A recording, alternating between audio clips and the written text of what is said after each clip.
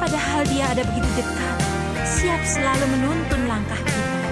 Mari terus berjalan, ikuti langkahnya. Waktu imanku mulai goyah, dan bila jalanku hampir sesat, ku pandang Tuhanku penebus dosa. Ku teguh sebab Dia dekat. Tiap langkahku ku tahu yang Tuhan pimpin ke tempat tinggiku diantarnya, hingga sekali nanti aku tiba di rumah Bapa surga yang bakal.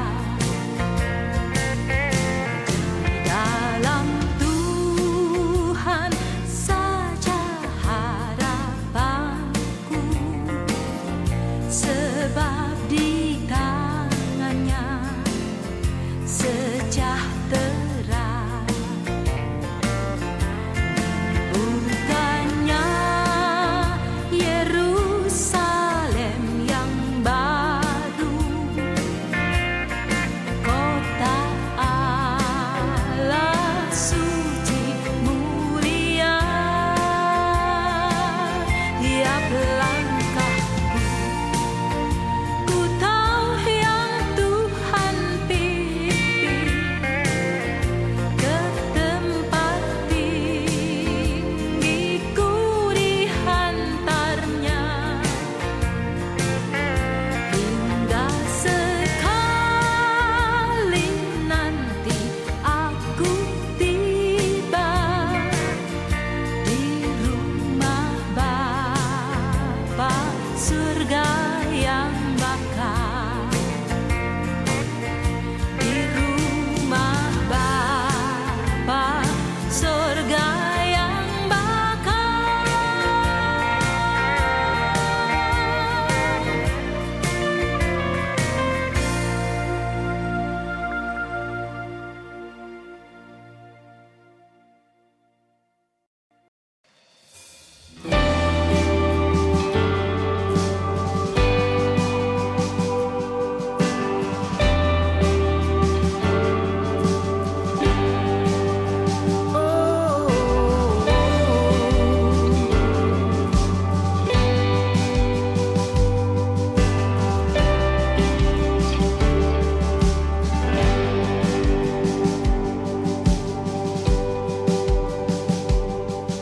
When the mountains fall and the sea turns to gold, but my word stands firm, says the Lord.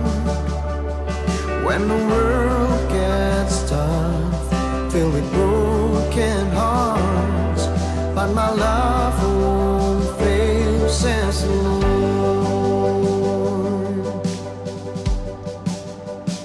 Your love is powerful, knees shall bow. Your love is mighty, the earth will shake. Your grace abounds in us, you're more than enough for me.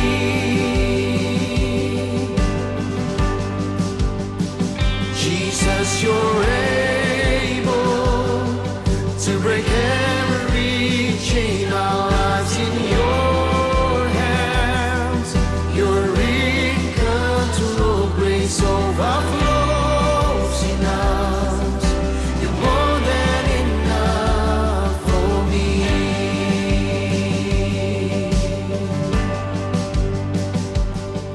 When the mountains fall and the sea turns around, but my word stands firm, says the Lord. When when the world gets tough, filled with broken hearts, but my love won't fail, says the Lord. Sing your love is powerful. We shall bow. Your love is mighty. The earth will shake. Your grace abounds.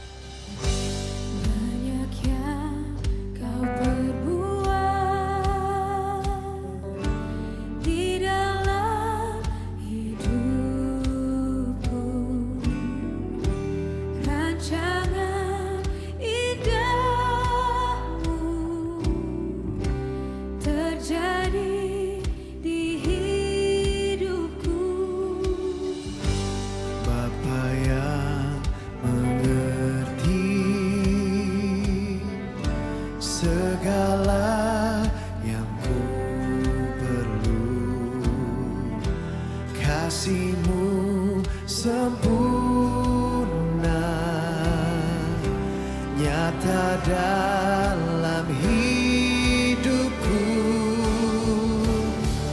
Ku bersyukur Bapa, ku bersyukur Tuhan, buat kasih setiamu di dalam hidupku. Ku bersyukur. Selamat pagi Bapak Ibu yang dikasihi oleh Tuhan Yesus Kristus. Selamat datang di kebaktian online GKI Kota Modern. Senang sekali bisa berjumpa di pagi hari ini walaupun tidak bertatap muka secara langsung. Kami berharap Bapak Ibu sekalian sehat-sehat selalu dan tetap dalam keadaan sukacita walaupun di masa yang sulit ini. Kami mohon waktu Bapak Ibu sekalian untuk mendengarkan beberapa warta yang penting untuk kita ketahui bersama. Menindaklanjuti surat dari BPMS GKI tertanggal 23 Mei 2020, maka kebaktian online diperpanjang sampai akhir Juni 2020. Diharapkan jemaat dapat terus setia mengikuti ibadah online ini di rumah masing-masing. Jemaat sekalian, kebaktian umum 1 pada hari ini pukul 7.30 bertemakan refleksi Pentakosta turunnya Roh Kudus. Akan dilayani oleh Pendeta Suryawan Edi dari BPMK Klasis Priangan. Sedangkan kebaktian umum 2 pukul 10 waktu Indonesia Barat bertemakan menyongsong the new normal dalam kuasa Roh Kudus. Akan dilayani oleh Pendeta Andi Gunawan juga dari BPMK Klasis Priangan. Majelis Jemaat mengucapkan terima kasih atas pelayanan para hambanya. Kiranya Tuhan memberkati pelayanannya. Warta yang berikut adalah persembahan syukur tahunan. Dalam rangka memperingati Hari Pentakosta yang jatuh pada hari Minggu ini, 31 Mei 2020, kepada seluruh jemaat dan simpatisan diberikan kesempatan untuk memberikan persembahan syukur tahunan. Dikatakan demikian karena persembahan yang diberikan biasanya dipersembahkan sebagai persembahan yang sudah disiapkan secara khusus bagi Tuhan dengan hati yang penuh rasa syukur dan penuh sukacita atas berkat yang diberikan oleh Tuhan selama 1 tahun penuh. Mari kita mempersiapkan diri untuk memberikan yang terbaik bagi Tuhan dan pekerjaannya di dunia melalui gerejanya. Untuk itu dihimbau agar jemaat dapat mendukung melalui persembahan syukur tahunan pada hari Minggu ini. Dan persembahan syukur tahunan bisa dilakukan melalui transfer seperti biasa di rekening GKI Kota Modern Tangerang. Warta berikutnya persekutuan wilayah online. Mengundang jemaat atau simpatisan untuk bergabung dalam persekutuan wilayah online yang akan membahas buku yang berjudul Kristus dan Virus Corona pada setiap hari Sabtu pukul 20 waktu Indonesia Barat. Untuk linknya akan diberitahukan melalui WA group dari masing-masing wilayah. Dan warta yang terakhir dari Komisi Anak. Mulai minggu ini yaitu 31 Mei, Sekolah Minggu sudah memiliki akun Instagram yang akan tayang perdana secara live pada hari ini pukul 13 waktu Indonesia Barat. Dan jika ada pertanyaan lebih lanjut, bisa menghubungi guru Sekolah Minggu yang bersangkutan atau melalui WA gereja di 0878 5574 8044 dengan Bapak Matius. Demikian warta lisan minggu ini. Terima kasih atas perhatian jemaat. Selamat beribadah dan Tuhan Yesus memberkati. Selamat pagi Bapak Ibu, saudara-saudariku yang dikasihi Tuhan Yesus. Selamat hari Minggu, selamat beribadah. Puji Tuhan, di tengah-tengah pandemi wabah virus corona ini, kita masih bisa beribadah bersama-sama meskipun dalam bentuk ibadah online. Kita patut bersyukur untuk semua ini. Baik, sebelum memulai ibadah ini kita bersaat teduh sejenak.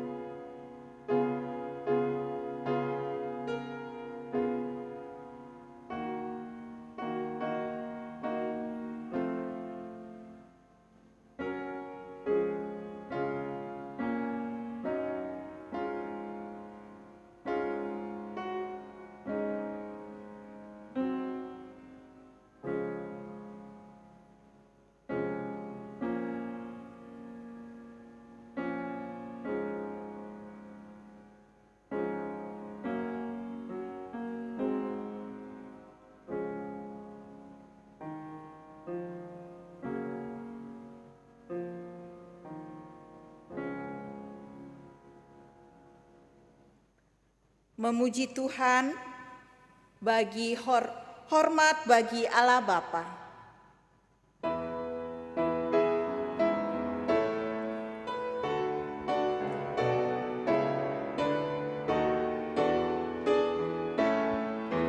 Hormat bagi Allah Bapa, hormat bagi anaknya, hormat bagi Roh penghibur, ketiganya yang esa.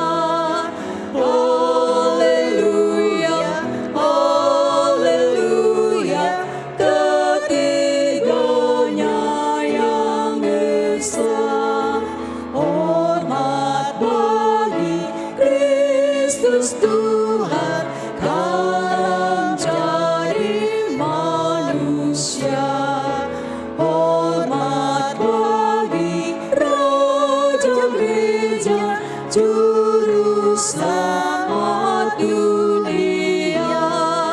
Haleluya, haleluya, Juru Selamat dunia. Kebaktian Pentakosta ini berlangsung karena pertolongan kita adalah dalam nama Tuhan yang menjadikan langit dan bumi, kasih karunia dan damai sejahtera dari Allah Bapa kita dan dari Tuhan Yesus Kristus menyertai kita sekalian. Amin, amin, amin.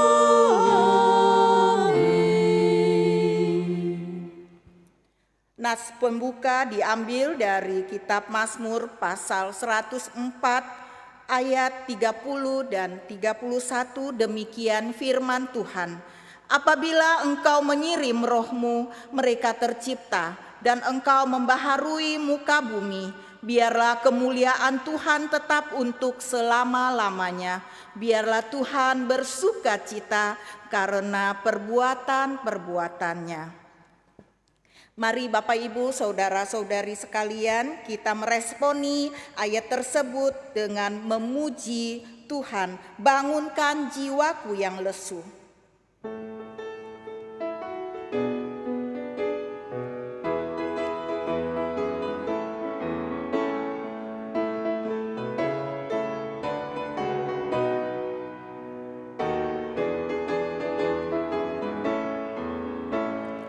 Berilah rohmu di hatiku, membakar menghapus dosaku.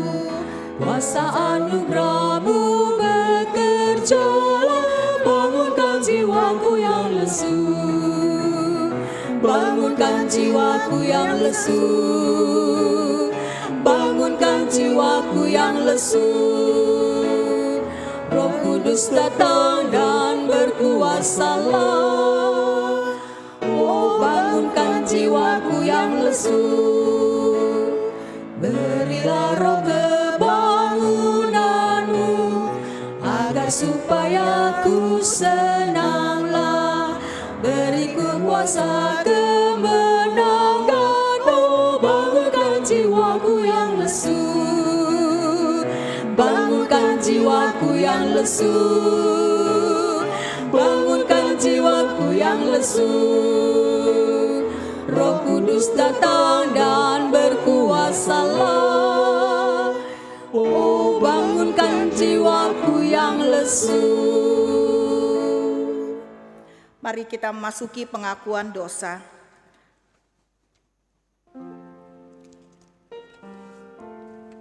Kita berdoa secara pribadi, mengakui dosa-dosa kita, pelanggaran kita.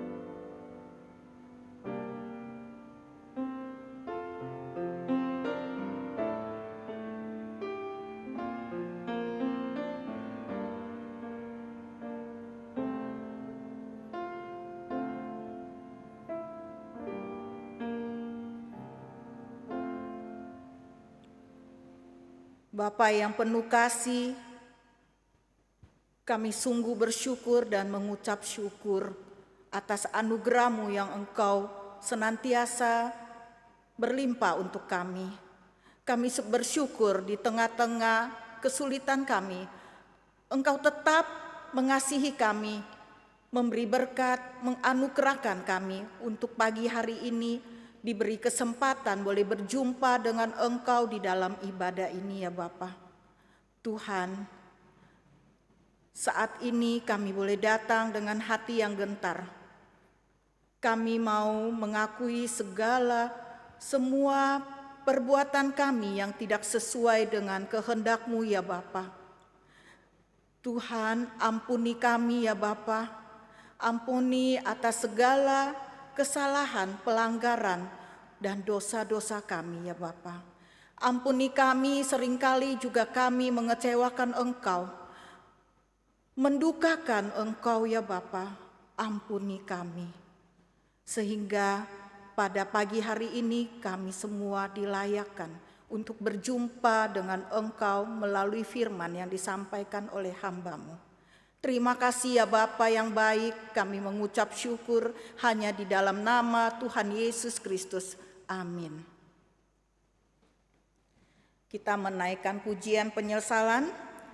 Tuhanku, bila hati kawanku terluka.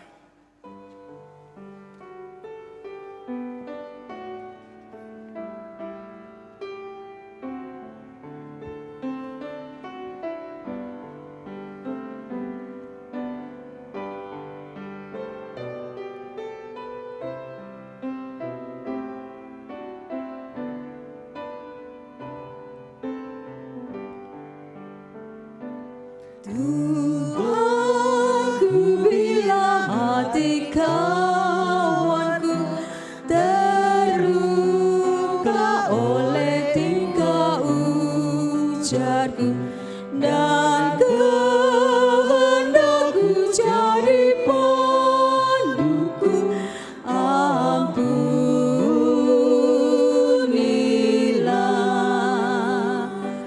Dan hari ini aku bersembah serta padamu Bapa berserah, berikan aku kasih-Mu mesra. Amin, amin. Mari kita sambut berita anugerah yang diambil dari kitab Kisah Para Rasul pasal 1 ayat 8. Demikian firman Tuhan. Tetapi kamu akan menerima kuasa kalau Roh Kudus turun ke atas kamu, dan kamu akan menjadi saksiku di Yerusalem dan seluruh Yudea dan Samaria dan sampai ke ujung bumi. Demikian berita anugerah dari Tuhan. Kita menaikkan pujian, kini penuhi hatiku.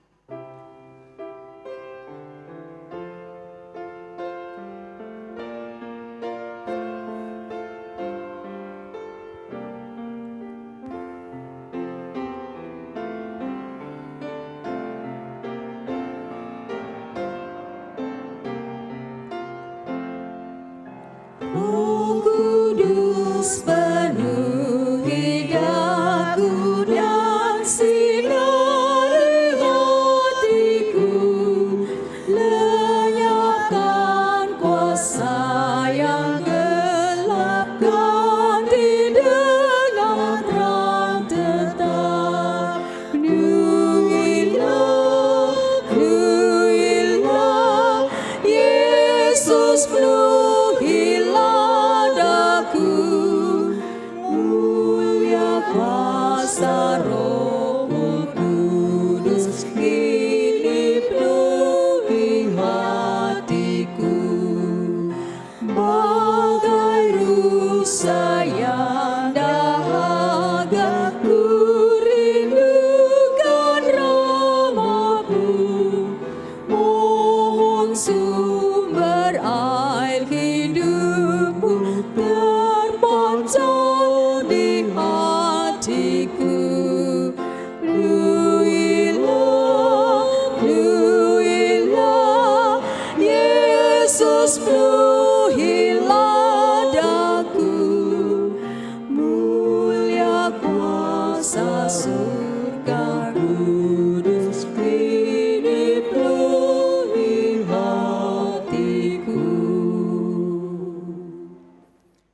Mari kita masuk dalam doa sebelum kita membaca merenungkan firman Tuhan. Penuhi hati kami dengan firman-Mu Tuhan, penuhi jiwa kami dengan kasih, kuasa, dan firman-Mu, supaya kami boleh berjalan seperti yang Engkau kehendaki. Inspirasikan kami dengan firman-Mu, karena firman-Mu lah sumber kehidupan kami, firman-Mu lah sumber pengharapan kami. Kau yang memberkati kami seluruh jemaat GKI Koasis Priangan yang mendengar firman Tuhan ini, dan hamba-Mu yang menyampaikan firman Tuhan, kiranya boleh sama-sama diberkati. Kami menaikkan doa kami di dalam nama Tuhan kami, Yesus Kristus. Amin. Firman Tuhan hari ini diambil dari Kisah Para Rasul pasal yang kedua, ayat yang pertama hingga ayat ke-6. Saya akan membacakan buat saudara semua. Ketika tiba hari Pentakosta, semua orang percaya berkumpul di satu tempat. Tiba-tiba turunlah dari langit suatu bunyi seperti tiupan angin keras yang memenuhi seluruh rumah di mana mereka duduk. Dan tampaklah kepada mereka lidah-lidah seperti nyala api yang bertebaran dan hinggap pada mereka masing-masing. Maka penuhlah mereka dengan Roh Kudus, lalu mereka mulai berkata-kata dalam bahasa-bahasa lain, seperti yang diberikan oleh Roh itu kepada mereka untuk mengatakannya. Dan waktu itu di Yerusalem diam orang-orang Yahudi yang saleh dari segala bangsa di bawah kolong langit. Ketika turun bunyi itu berkerumunlah orang banyak. Mereka bingung karena mereka masing-masing mendengar rasul-rasul berkata-kata dalam bahasa mereka sendiri. Demikianlah firman Tuhan. Yang berbahagia adalah setiap kita yang membaca firman Tuhan, memelihara dan melakukan dalam kehidupan sehari-hari. Haleluya.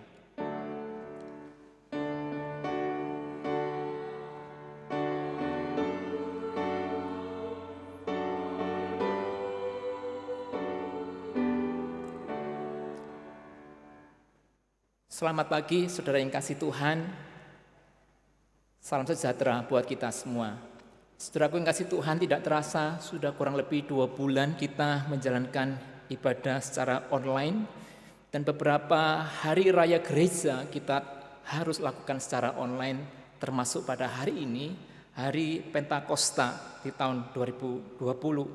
Dan 2 bulan lamanya saudaraku yang kasih Tuhan, kita sudah mencoba menjalani sebuah kehidupan normal yang baru yang kita alami sampai hari ini. Nah, saudaraku, di tahun 2020, Pentakosta 2020, saya memberikan satu tema, menyongsong tantangan a new normal dalam kuasa Roh Kudus. Menyongsong tantangan a new normal dalam kuasa Roh Kudus. Nah, Bapak Ibu, saya akan kasih lihat satu gambar berikut ini. Nah, ketika Bapak Ibu melihat gambar itu, kira-kira apa yang langsung terbersit di dalam benak saudara? Barangkali saudara berkata, waktu sepatu warna-warni. Saya tidak menyebut mereknya, tapi saudara lihat, paling tidak ada 2 hal kalau saudara perhatikan. Yang pertama, rupanya para pelari itu bisa memakai sepasang sepatu dengan warna yang berbeda. Ya, satu kiri warna orange, kanan warna apa, dan berbeda. Jadi saudara, kalau saudara ke jalan lalu lihat orang lari, lalu lihat sepatunya berbeda dan saudara tertawa, maka saudara dianggap tidak normal lagi. Karena ternyata yang normal, sepatu boleh beda warna. Lalu kalau saudara perhatikan juga, ada pelari yang pakai sepatu warna pink. Pelari pria, saudara, bukan wanita. Jadi kalau para istri nganter suaminya cari sepatu, lalu suaminya pilih warna pink, jadi ibu-ibu tidak perlu merasa khawatir, karena ini disebut a new normal. Dan di dalam foto itu Bapak Ibu itu bukan para pelari yang amatiran, mereka adalah para pelari yang elit, yang profesional, dan itu disebut sebagai sesuatu yang normal. Nah, saudaraku, selamat datang di dalam sebuah bentuk normal yang baru. Ini istilah yang sangat populer pada waktu belakangan ini, the new normal. Nah, saudara yang kasih Tuhan, new normal itu adalah sebuah respons atas perubahan lingkungan. Konteks hidup yang selalu berubah dari zaman ke zaman dari waktu ke waktu membuat manusia harus memberikan respon yang baru, dan respon yang baru inilah disebut the new normal. Dulu TV yang normal tuh TV-nya kan gendut-gendut ya saudara, tambun-tambun. Nah TV yang normal sekarang kan tipis-tipis ya, six pack semua, besar layarnya tapi langsing. Ini TV yang normal. Dulu handphone yang normal adalah handphone yang dipakai untuk telepon dan ber-SMS ria. Tapi sekarang handphone normalnya bisa dipakai main game, transaksi, belanja, dan lain-lain. Dulu orang bicara tentang uang, normalnya adalah fisik, ada kertas dan ada koin. Tapi sekarang udah bukan zamannya. Barangkali saya sampai sekarang berpikir bahwa sekarang uang itu hanya sebenarnya perpindahan angka, ya, perpindahan angka dari satu akun ke akun yang lain. Itu normal sekarang. Dan dulu saya kalau pergi pulang kampung dari Jakarta, dari Tangerang ke Malang daerah saya, dulu saya paling sedikit normalnya saya menempuh waktu sekitar 20 jam lebih, bahkan pernah sampai 30. Ya sampai kadang-kadang saya berpikir udah kapok, tahun depan nggak mau pulang kampung lagi. Ternyata nggak kapok juga ya saudara. Tapi sekarang normalnya saya pulang kampung hanya butuh waktu sekitar 11 sampai 12 jam. Itu normal baru. Dalam kehidupan keluarga Bapak Ibu bisa melihat dulu normalnya suami itu bekerja, keluar rumah bekerja, lalu istri itu tinggal di rumah. Merawat anak, memasak, membersihkan rumah. Itu dulu, normalnya sekarang bisa bervariasi, enggak seperti itu lagi. Nah demikian juga kita bekerja, kita belajar dan beribadah, kini sudah memasuki normal yang baru, yang tidak lagi dilakukan di gedung gereja atau di tempat kerja dan tempat sekolah dan lain-lain. Nah pengkhotbah juga punya normal baru, berlatih dan terus mengkhotbahkan di depan kamera. Dulu begitu tegang orang berkhotbah di depan kamera, sampai sekarang juga masih sih. Tapi ini adaptasi, saudara, kita harus beradaptasi dengan hal yang baru. Lalu juga ketika kita memberikan persembahan, kadang-kadang kita disuruh kasih persembahannya dengan cara dikumpulkan di rumah. Lalu waktu kebaktian di gedung gereja baru dibawa. Saudara, saya mau bilang sebelum dibawa ke gereja, gerejanya sudah bubar duluan ya saudara. Normal baru adalah tidak perlu menunggu, ya tidak perlu menunggu ada ibadah di gedung gereja. Normal baru adalah kita bisa mentransfernya secara online. Nah saudaraku kasih Tuhan, ini adalah sebuah cara manusia untuk beradaptasi dengan lingkungan yang berbeda. Dan saya teringat perkataan seorang Charles Darwin di dalam bukunya The Origin of Species. Ya, dia adalah seorang yang menulis buku tentang seleksi alam. Dia mengatakan bahwa spesies atau makhluk hidup yang bisa survive, bisa selamat menghadapi seleksi alam, bukanlah yang paling pandai, bukanlah yang paling kuat, tetapi spesies yang paling bisa beradaptasi dan menyesuaikan dirinya dengan lingkungan yang baru. Nah itulah makhluk hidup yang bisa survive di dalam proses seleksi alam. Nah, saudara kasih Tuhan, bagaimana dengan gereja?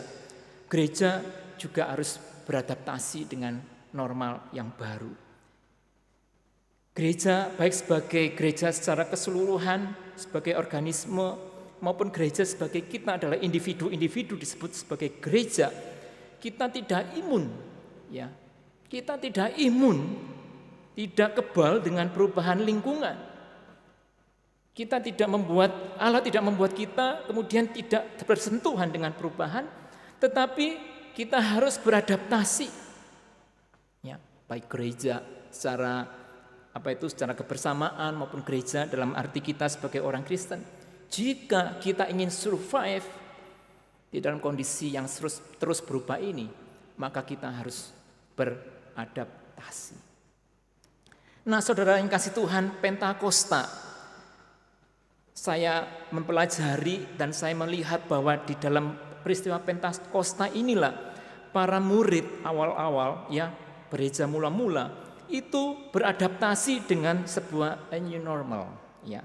Misalnya saudaraku, ketika orang merayakan Pentakosta, karena pada hari itu adalah pada hari raya Pentakosta, orang Yahudi berkumpul dari berbagai daerah, dari berbagai tempat, berkerumun di daerah Yerusalem. Enggak usah diprotes ya, karena Pontius Pilatus belum mengeluarkan aturan tentang PSBB ya, jadi mereka berkumpul ya, memang tidak ada COVID di sana. Nah, saudaraku, pada waktu berkumpul di situ biasanya orang Yahudi merayakan yang namanya Shavuot. Shavuot ini adalah salah satu hari raya orang Yahudi di antara tiga, yaitu Pesach, Shavuot, dan Sukkot. Pesach adalah Paskah, Shavuot ini adalah Pentakosta, dan Sukkot ini adalah hari raya Pondok Daun. Nah, pada saat orang Yahudi merayakan Shavuot, seperti pada peristiwa turunnya Roh Kudus, itu adalah orang Yahudi sedang merayakan hukum Taurat turun dari Allah kepada Musa di atas gunung Sinai. Lalu orang Yahudi juga menghayatinya sebagai hasil panen raya biji-bijian. Nah, tetapi pada hari itu para murid harus beradaptasi dengan the new meaning, arti yang baru dari Pentakosta, yaitu turunnya Roh Kudus. Ini adalah normal baru dari sebuah Pentakosta. Lalu selain itu, murid-murid Tuhan Yesus juga harus beradaptasi dengan normal yang baru, yaitu mereka hidup tanpa Yesus ya, tanpa Yesus. Artinya Tuhan Yesus tidak lagi bersama-sama dengan murid-muridnya. Dulu kemana-mana murid-murid itu selalu di belakang membuntuti sang Rabi Yesus, karena murid itu memang selayaknya mendapatkan taburan debu dari sang gurunya, karena dia berjalan begitu dekat dengan gurunya, sehingga debu-debu yang menempel pada guru menempel kepada murid-muridnya. Nah, kini mereka harus hidup dengan sebuah normal yang baru, hidup tanpa adanya Yesus di sekitar mereka. Mereka belajar menghayati sebuah penyertaan Allah walaupun tidak melihat. Seperti saya sekarang ini, belajar melihat saudara walaupun tidak melihat. Nah, saudara kasih Tuhan, itulah new normal yang dihadapi oleh para rasul pada saat itu. Nah, saudara, saya akan membagikan dua peran Roh Kudus di dalam peristiwa Pentakosta. Yang pertama adalah Roh Kudus tinggal di dalam diri orang percaya. Roh Kudus tinggal di dalam diri orang percaya. Nah, saudaraku yang kasih Tuhan, peristiwa yang membuat Pentakosta ini terjadi itu sebenarnya sudah pernah dikatakan oleh Yohanes Pembaptis ya, di dalam Lukas pasal 3 ayat 16. Dia mengatakan Mesias akan datang dan dia akan membaptis di dalam Roh. Ini adalah kemudian penggenapan sekitar 3 tahun kemudian terjadi peristiwa Pentakosta, dan disitulah ditandai dengan satu hal yang disebut dibaptis ya, dibaptis di dalam Roh Kudus. Dalam bahasa aslinya itu sebenarnya lebih mirip dibaptis itu adalah immerse. Immerse itu artinya dibenamkan, ditenggelamkan ya. Jadi dibaptis itu sebenarnya artinya seseorang itu ditenggelamkan di dalam Roh Kudus. Artinya Roh Kuduslah yang kemudian menguasai orang itu. Itulah artinya dibaptis. Seseorang mengalami ketenggelaman, terbenam di dalam Roh Kudus. Nah, saudaraku, kemudian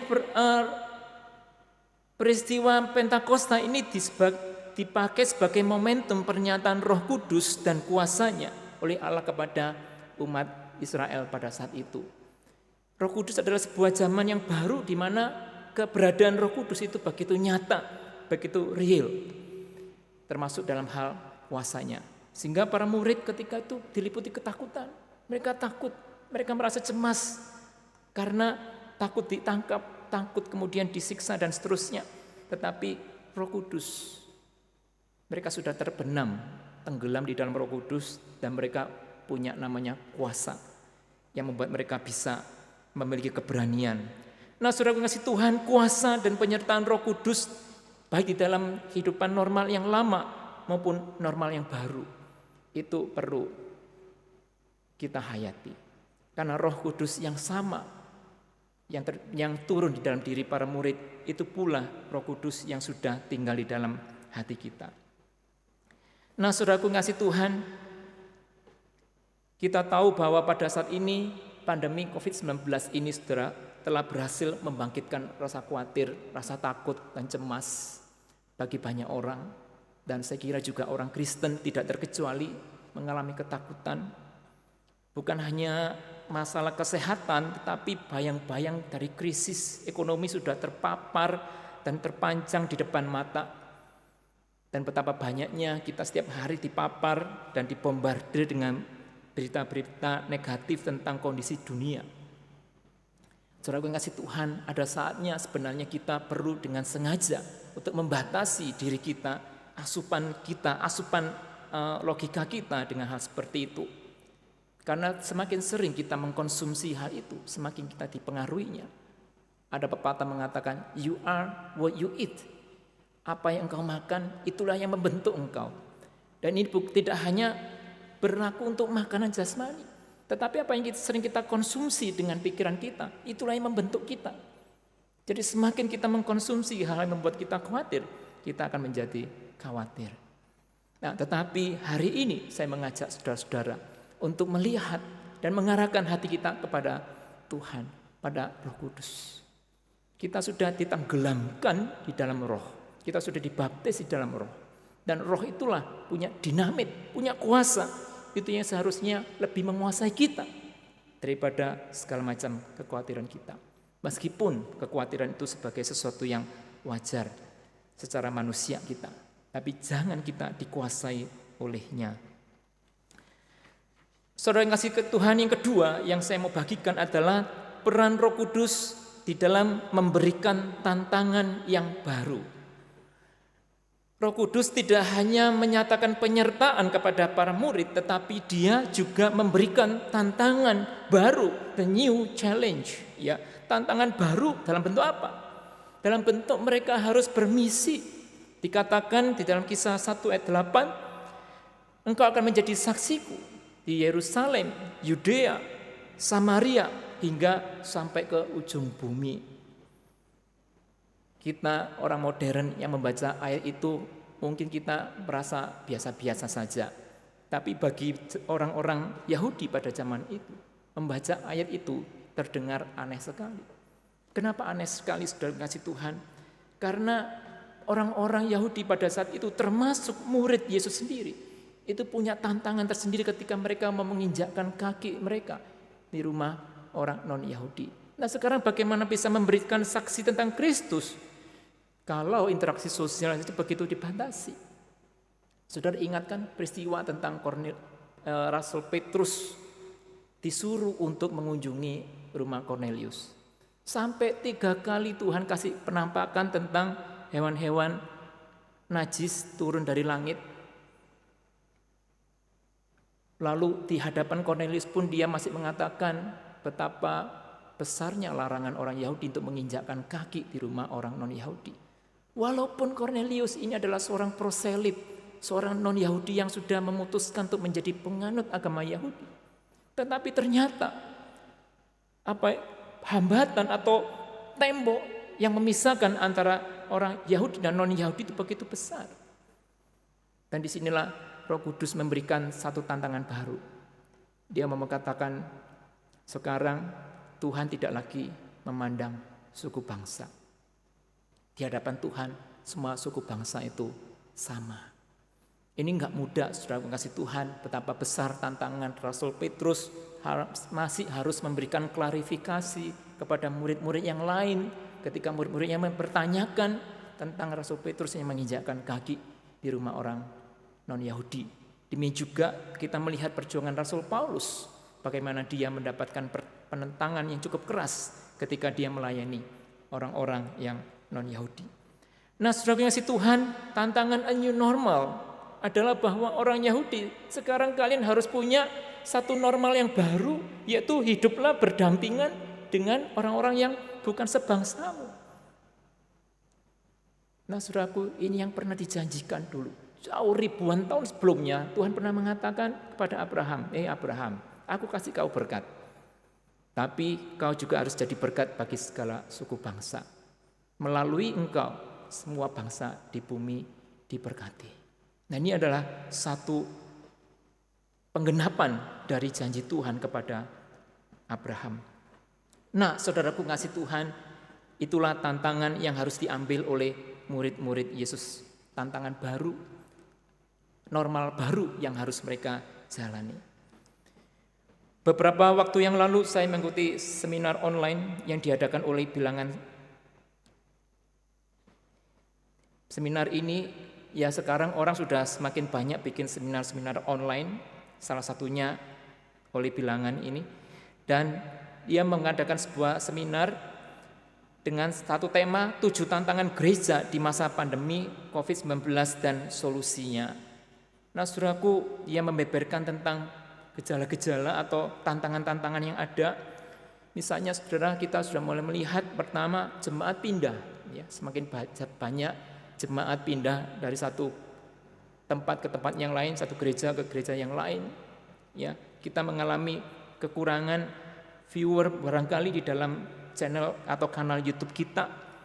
Lalu mereka juga mengamati gereja tidak siap secara teknologi, gaptek, tidak mempersiapkan dengan baik, dan jemaat tidak terlayani, bukan hanya gerejanya tapi juga jemaatnya yang juga gaptek.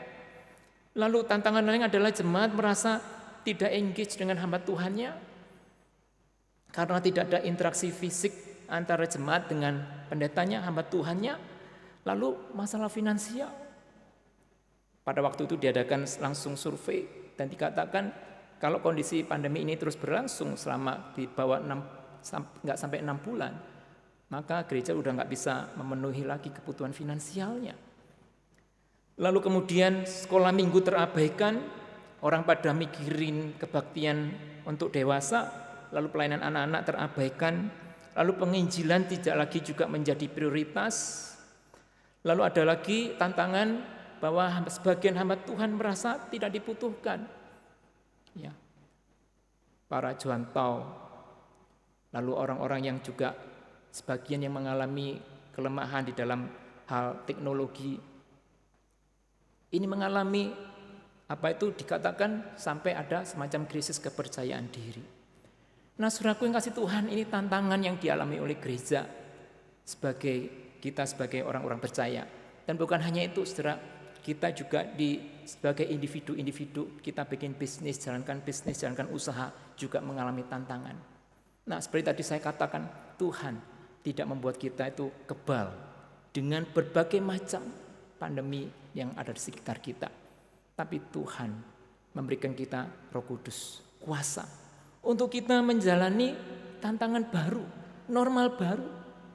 Jadi saudaraku yang kasih Tuhan, sebagai umat Tuhan, kita tidak bisa hanya duduk-duduk lalu hanya sekedar lalu berdoa minta Tuhan menolong kita. Tidak. Tuhan juga meminta kita, yuk ini ada tantangan nih. Jangan hanya duduk diam nih, ayo kerja dong, ayo mikir dong. Supaya bisa beradaptasi dengan lingkungan yang baru. Jangan sampai kemudian kita menyalahkan Tuhan, lu kenapa aku mengalami begini, gerejaku begini. Karena apa? Karena kita tidak mengerjakan bagian kita, mengambil tantangan itu untuk menjalani sebuah normal baru yang Tuhan izinkan terjadi dalam hidup kita. Nah, jemaat Tuhan, ini dikasih Tuhan, Pentakosta 2020 adalah sebuah Pentakosta yang unik karena di hadapan kita ada sebuah new normal. Tetapi kita harus meyakini, saudara kasih Tuhan, memang tantangannya besar, memang hambatannya besar, tapi kita punya Roh Kudus. Pentakosta ini mengingatkan kita bahwa kita tidak sendiri. You are not alone, we are not alone. Kita punya Tuhan, dan Tuhan bisa memakai sesama kita untuk kita bisa menyongsong the new normal ini dengan baik. Nah, kiranya Tuhan memberkati kita. Mari kita masuk dalam doa. Sekalian nanti kita akan doa syafaat dan kita akhiri dengan menaikkan doa Bapa kami.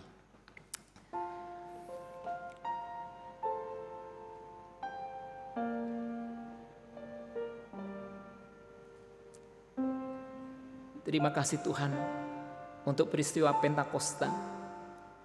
Mengingatkan kami bahwa kami tidaklah sendirian. Bahwa kami punya Roh Kudus. Dan Engkau mau membaptis kami dan kami tenggelam di dalam kuasa-Mu Tuhan. Itulah yang kami andalkan ketika kami menjalani kehidupan normal yang baru. Tuhan berkati kami sebagai gereja-gereja, baik di Klasis Priangan maupun gereja-gereja tempat lain, supaya kami tidak berhenti berharap kepada Tuhan yang akan menolong kami menyongsong tantangan baru, sebuah normal baru. Kami belajar beradaptasi, tidak menjadi begitu kaku, tapi belajar untuk menyesuaikan diri dengan baik, dengan keadaan yang baru. Dan kami sebagai individu-individu Tuhan, tolonglah kami dalam menjalankan usaha kami, bisnis kami. Kami diberikan hikmat oleh Tuhan untuk menyesuaikan diri kami, sehingga kami tidak mengalami keterpurukan. Ataupun kalau kami mengalami keterpurukan, kami belajar, bangkit, dan terus melanjutkan kehidupan. Berkati bangsa negara kami Tuhan, kasihanilah. Berikan kemampuan buat kami untuk bisa move on, untuk bisa terus melanjutkan kehidupan kami dengan berbagai kesulitan yang ada. Terima kasih Tuhan. Inilah doa syafaat kami, inilah doa suruhan kami, yang kami naikkan hanya di dalam nama Tuhan kami, Yesus Kristus, yang mengajarkan kami berdoa, Bapa kami yang ada di surga. Dimuliakanlah nama-Mu, datanglah kerajaan-Mu, jadilah kehendak-Mu di bumi seperti di surga. Berilah kami pada hari ini makanan kami yang secukupnya, dan ampunilah kami akan kesalahan kami, seperti kami juga mengampuni yang bersalah kepada kami. Dan jangan membawa kami dalam cobaan, tapi lepaskanlah kami dari yang jahat. Karena Engkau-lah yang punya kerajaan dan kuasa dan kemuliaan sampai selama-lamanya. Amin.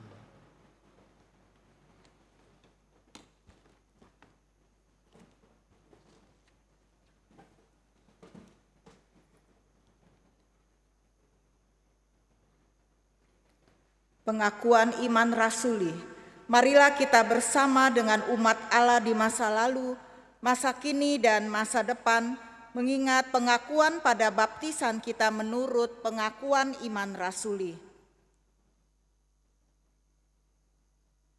Aku percaya kepada Allah, Bapa yang Maha Kuasa, Khalik langit dan bumi, dan kepada Yesus Kristus, Anaknya yang tunggal, Tuhan kita, yang dikandung dari Roh Kudus, lahir dari anak darah Maria, yang menderita sengsara di bawah pemerintahan Pontius Pilatus, disalibkan, mati, dan dikuburkan, turun ke dalam kerajaan maut.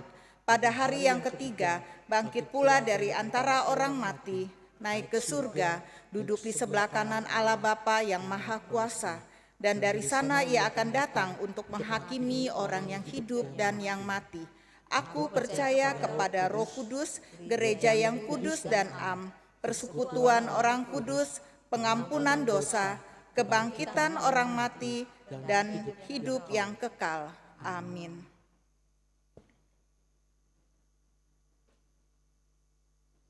Sambutan dan warta. Saudara-saudaraku yang dikasihi Tuhan, pada hari ini Badan Pekerja Majelis Klasis Priangan menyelenggarakan kebaktian Pentakosta turunnya Roh Kudus. Kami mengucapkan selamat Hari Raya Pentakosta. Tuhan memberkati. Kiranya Roh menyertai kehidupan jemaat sekalian, khususnya dalam masa-masa pandemik ini. Warta. Sebagai ungkapan syukur kita kepada Tuhan Yesus, maka untuk persembahan dapat ditransfer atau scan QR Code ke rekening gereja masing-masing di tempat Bapak Ibu, saudara-saudari sekalian. Baik, masuk dalam persembahan. Ayat persembahan diambil dari kitab Galatia pasal 5 ayat 22 dan 23. Demikian firman Tuhan. Tetapi buah roh ialah kasih, sukacita, damai sejahtera, kesabaran, kemurahan, kebaikan, kesetiaan, kelemah lembutan, penguasaan diri. Tidak ada hukum yang menentang hal-hal itu. Kita menaikkan pujian karena kasih, orang tahu aku umatnya.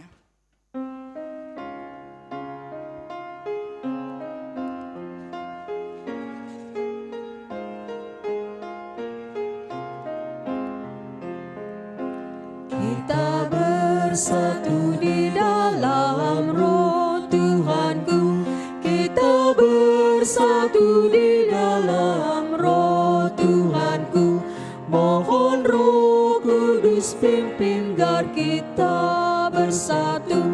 Karena kasih orang tahu aku umatnya. Orang tahu akulah umatnya. Kita berjalan bergandeng tangan bersama. Kita berjalan bergandeng tangan bersama. Bersatu dalam iman sebarkan Injilnya.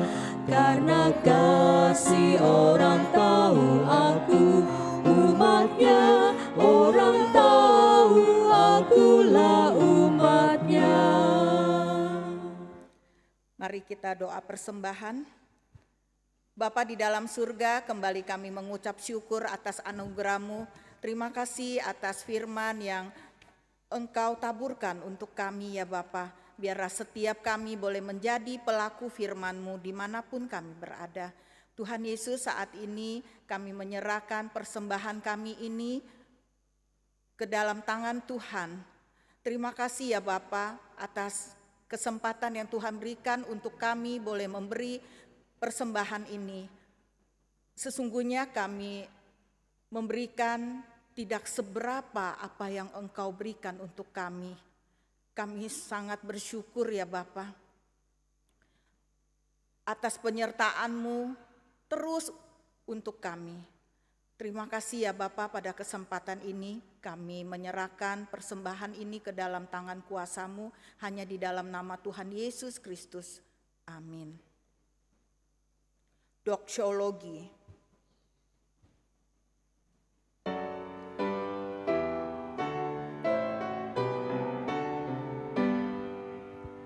Puji Allah Bapa Putra. Puji Allah Roh Kudus.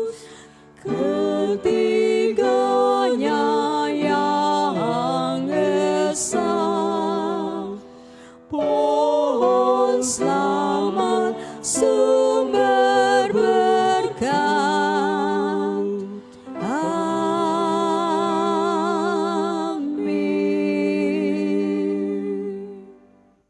Jemaat ini kasih Tuhan, kini tiba saatnya kita mengakhiri ibadah kita dan kita melayani Tuhan dimanapun Tuhan tempatkan kita, dan terimalah berkat-Nya.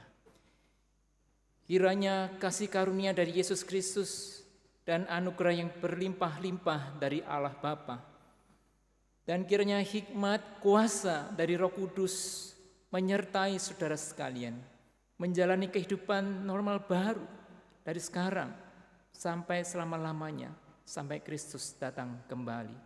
Haleluya. Amin. Haleluya, haleluya, haleluya, haleluya, haleluya, amin, amin, amin. Saat teduh.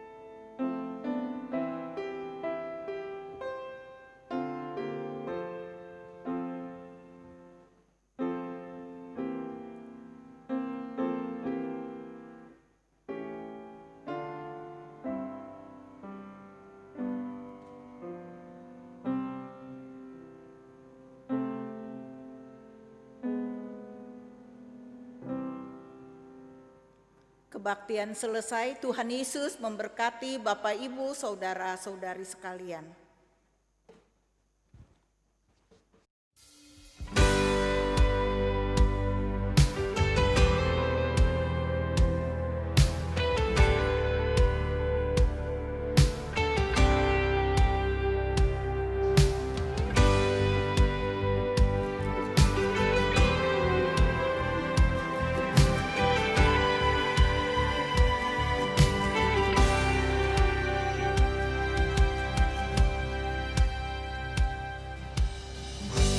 Banyak yang kau perbuat